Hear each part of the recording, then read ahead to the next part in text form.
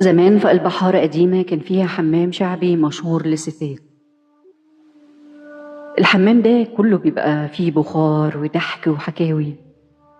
كل واحدة منهم داخلة تفصل شوية من بيتها وهمومها. المية فيه سخنة والونس معاهم مال الجو. وفجأة ومن غير أي مقدمات النار مسكت في المكان. في لحظة الضحك اتحول لصريخ، وكل واحدة بقت بتدور على مخرج ليها. اللي خافوا على نفسهم وعلى روحهم جريوا فورا وخرجوا وما فكروش في شكلهم هيبقى ايه. المهم ان هم يعيشوا.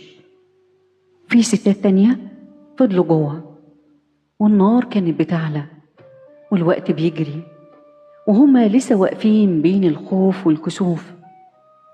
وفي ثواني قليلة كانت كفاية تغير كل حاجة.